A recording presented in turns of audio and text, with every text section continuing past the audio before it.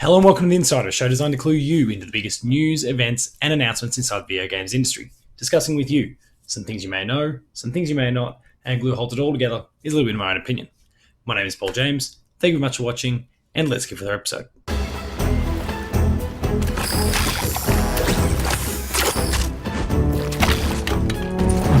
It's been a huge week in the competitive multiplayer esports scene, with both Riot and Epic announcing some huge news, games, details. A whole host of awesome things have come to a whole bunch of different games under those two umbrellas this particular week.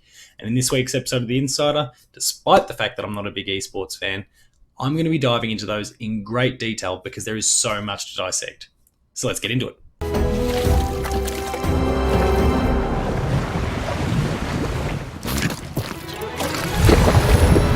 Firstly, let's begin by talking about Fortnite. It is arguably the biggest game in the world, has been for the better part of the last 18 to 24 months.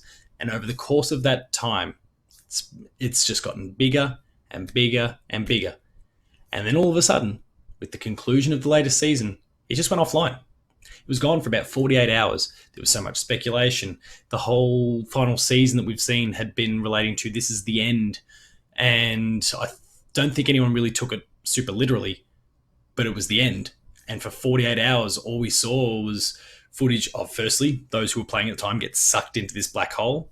And then we just saw this black hole for 48 hours. Nothing was going on. Now, in the end, it was quite clear that what Epic was doing was working on the back end there, making some wholesale changes, and they needed that time where people weren't playing the game to be able to get that stuff done. But what it also doubled as was an amazing marketing campaign that led to the beginning of Fortnite Chapter 2. Fortnite Chapter 2 has made a whole bunch of wholesale changes. Mechanically, there's a whole bunch of systems that are different. It's gotten a severe overhaul. We're looking at a new map now. The game has changed.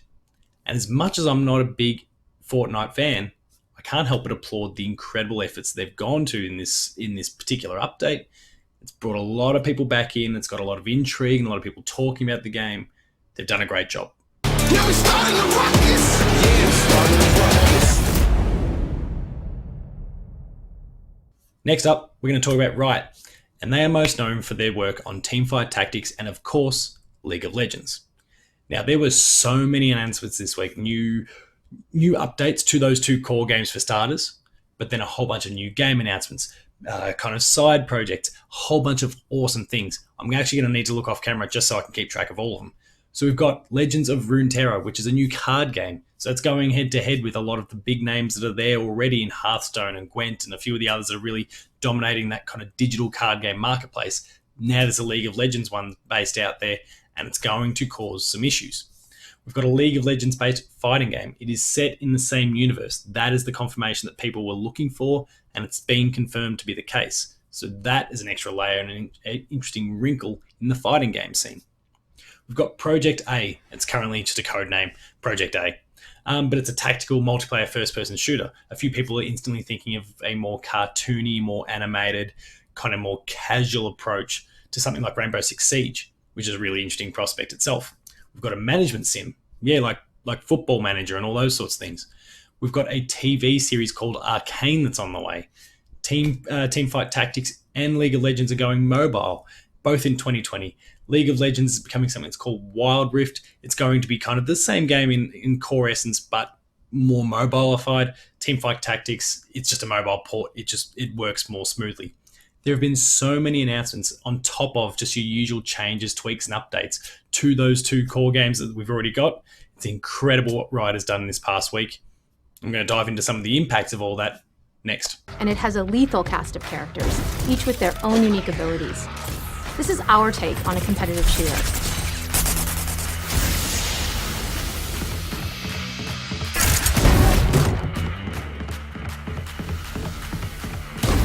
As I said before, I'm not necessarily the biggest fan of Fortnite, but what Epic has done is undeniably awesome. They've revitalized the biggest game in the world. They're going to attract back a whole bunch of their old fans.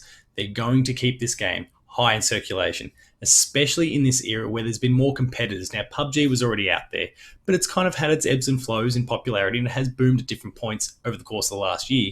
And then, of course, We saw the latest combatant coming from EA, coming from Respawn, and it really caused some headaches for people. Apex Legends has been big. Apex Legends has been popular, and it's certainly stolen some of the market share. But at the end of the day, the core essence of the game is very similar to what we'd seen from the original series, the original version of Fortnite. And now Fortnite has broken free of that mold in some respects. In others, it's still true to what it was. The building's still there. Many of the core shooting systems, they're still going to be intact. But the way you approach the game with the loot and those sort of things, that's changed significantly now. And it puts another gulf between Apex, PUBG, and now Fortnite. And other competitors as well, of course. They've been very, very clever and very savvy about what they've done, and it's paid off. And I expect it to continue to pay off in the months and potentially even years to come. Then there's the Riot situation. Now, I mentioned it was a very, very long list. I'm not a League of Legends guy, but it's almost impossible to deny how great it is, everything they've done in this particular case. They're really targeting a whole bunch of different demographics and a bunch of different markets. From the fighters, we've got card games, we've got first-person shooters. They're ticking off a lot of the really big boxes there. Hell, we're getting an animated TV series. Like, they're really, really going hard on this one. It's fantastic what they're doing, and it's a really convenient time for them, specifically, to be pouncing on the gulf that has been left wide open by Blizzard because of all the stupid Hong Kong-related shit that they've gotten up to recently. They could not have timed this any better. It's a great time to kind of pounce and snap up some market shares. People feeling a bit scorned by Blizzard, understandably so. And let's just see where it plays out from here.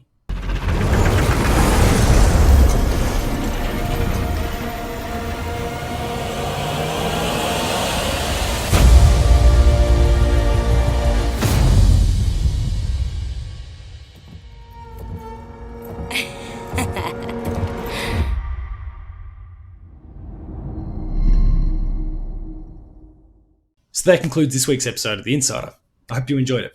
If you did, please consider liking, sharing, and subscribing. All those buttons are down the bottom there. And hit that notification bell. That way you're alerted to every new video the moment it goes live on the channel. That includes Patched, The Insider, Player 2 Plays, like Game Review, Gaming School, and a whole bunch more. There's some awesome stuff there, so please be sure to go and check it out.